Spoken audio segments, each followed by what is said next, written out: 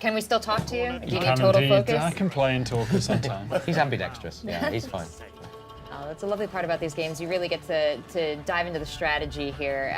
What tools are you giving us to conduct our large-scale warfare? So, James is in command of Cao Cao, and he's got quite a varied army, and he'll be approaching the city. Here we can see Lubu's welcoming committee coming up to the city gates right now. These are big arrow towers either side. They're dotted throughout the city. They're nice defensive points for Lubu's forces to kind of hide near, because it gives them that extra punch and protects from our forces as we're going in.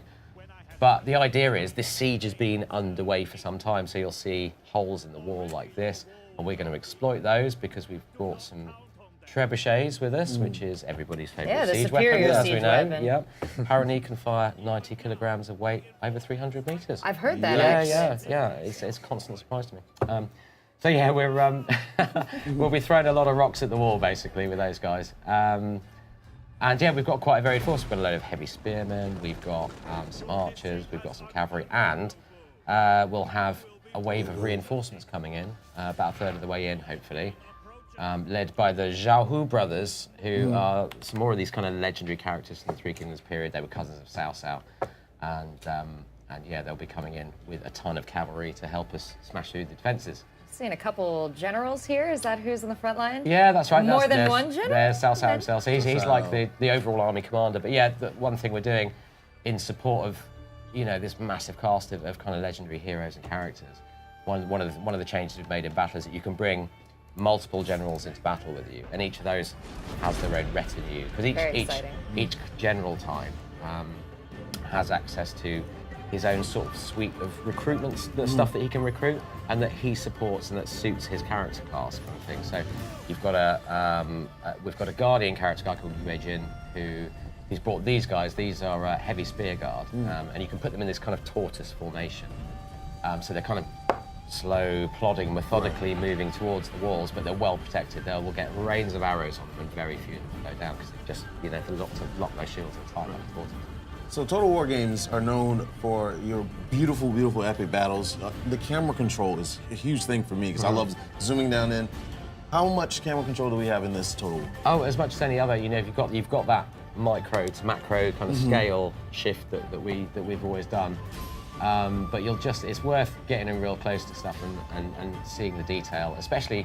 Again, I just keep coming back to the characters because that's what this period is all about. Right. So Lu Bu here in his courtyard, is resplendent in his armour, and he's on an epic mount. He's got a horse called Red Hair, who was it second, or was he the fastest horse of the Three Kingdoms period? Second fastest. We kept getting corrected by the brand manager when we got it wrong. Right, so second fastest horse. Who's got the fastest? Yeah, that's a good question. Do you know? I actually don't know that one. I know about that horse is famous though.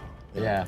So these are kind of ancillary items almost for characters. So if we beat Lu Bu in a campaign game, in a battle in a campaign game, we'd have a chance of looting Red Hair, and maybe we could put Cao Cao on Red Hair. And you can only imagine how insulted Lu Bu would be by an action like that. So he's going to absolutely hate you if you do that, which is great. You have a ton of factions. I know it's around 11 factions? Yeah, that's right. 11 playable factions out of the box, and a real range. Each of those factions is basically a character and a ton of other characters in his faction, and all the armies that they can kind of recruit and bring as well. So, we're approaching characters in a very, very different way to how we've ever done it before. We're designing them with more depth, with more features to them. Effectively, they'll have personalities of their own. They'll have their own motivations.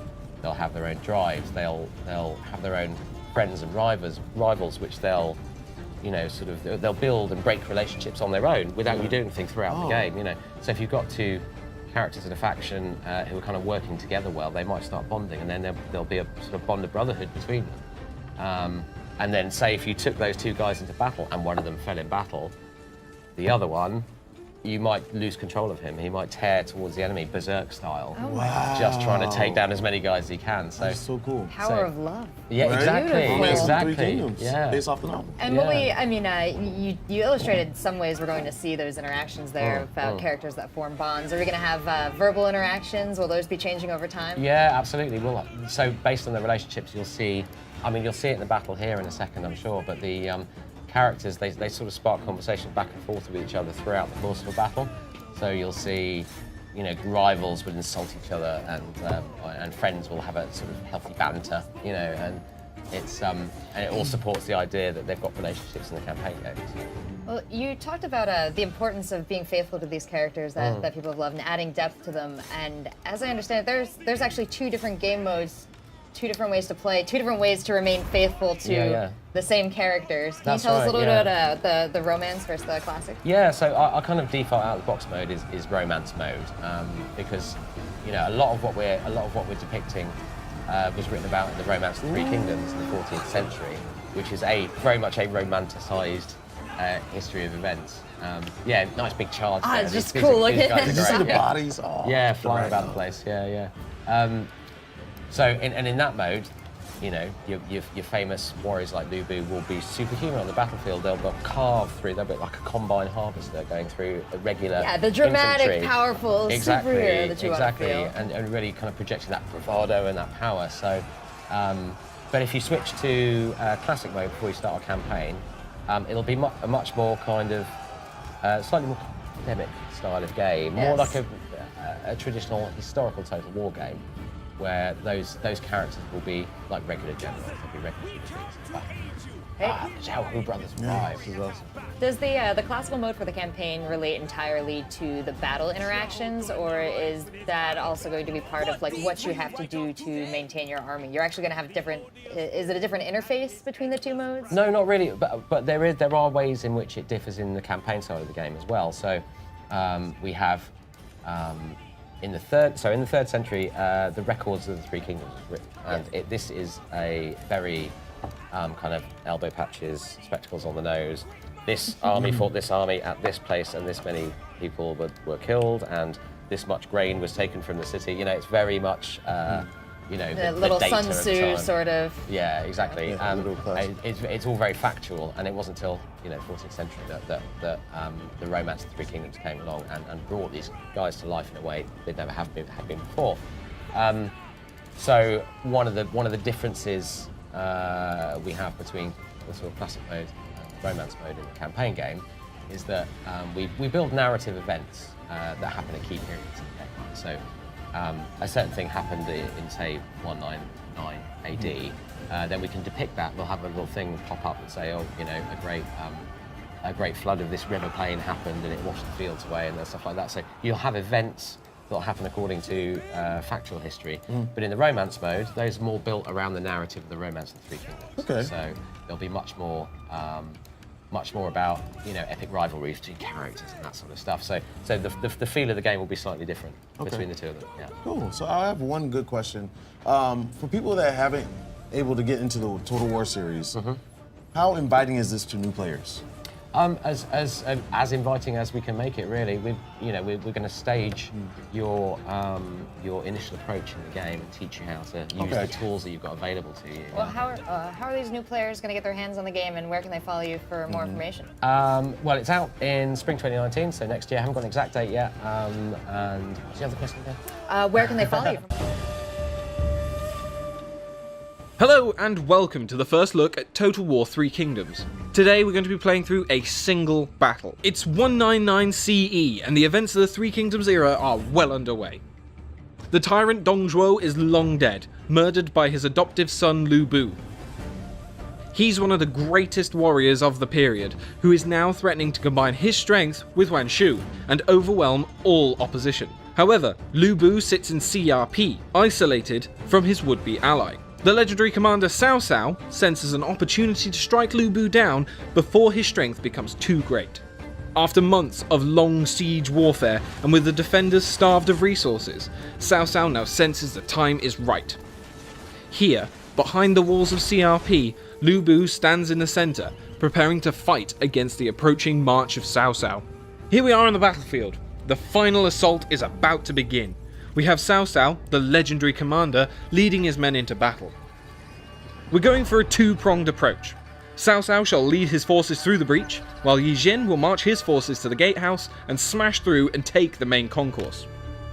But before we move forwards, we need to lay the groundwork for our assault. we're going to raze their walls to the ground. With that underway, we're going to move our heavy spear guard up towards the front gate for the attack on the wall.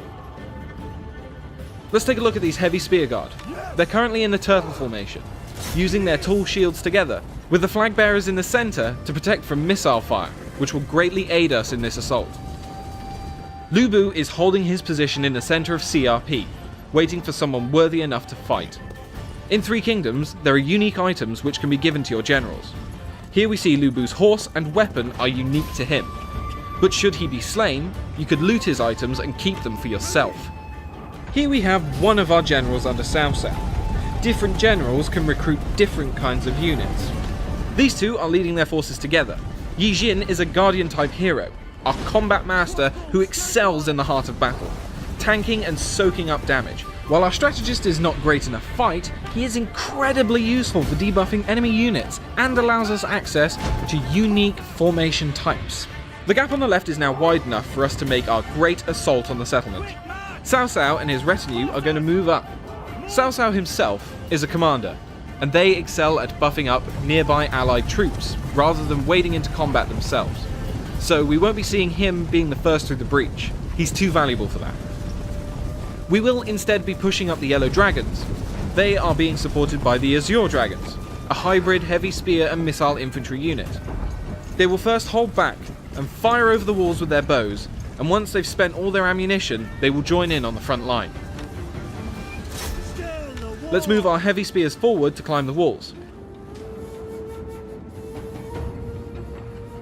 Now is the time to press the attack, getting the Azure Dragons firing, and now charging forwards with the Yellow Dragons. Is there a heart beating in that spineless body?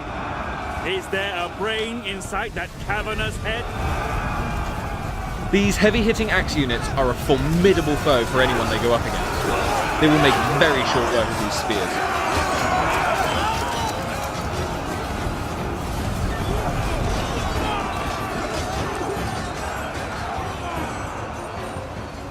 Let's check up on the center attack. The settlement is now on fire from the barrage of arrows, and our men are getting over the walls and getting stuck into the enemy. Yes! Back them!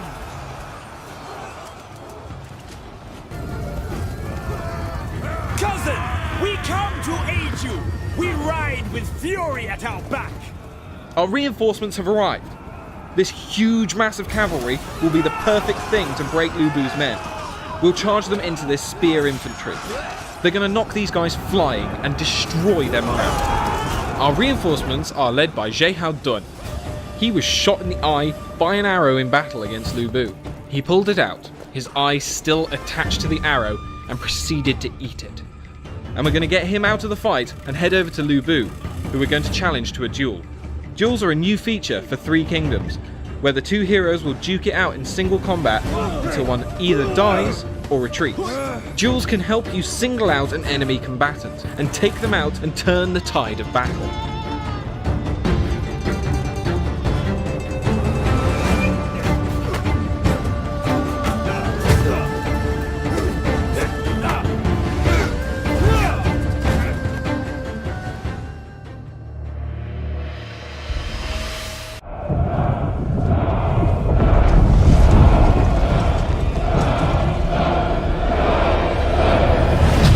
This land suffers. Torn apart by Dong Zhuo's cruel tyranny.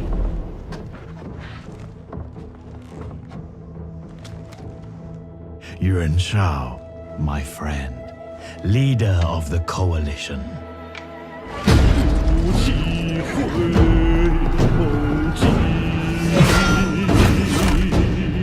Together, we will put this chaos to an end!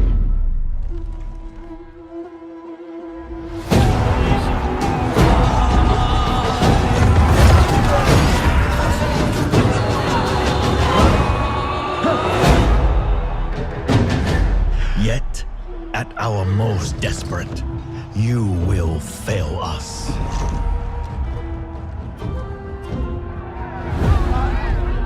And reveal yourself unfit to lead.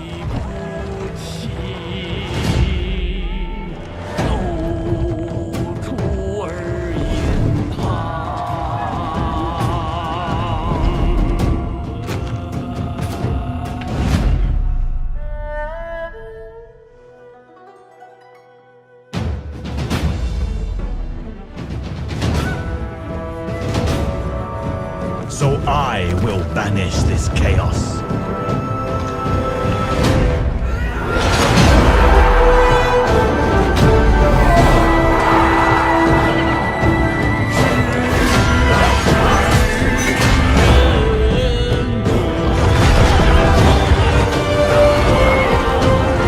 This kingdom will be brought to order.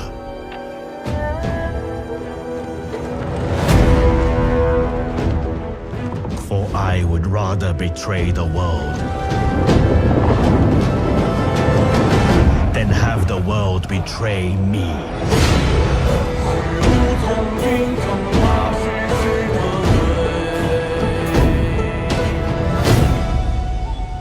Ah, a new opponent. Let us begin.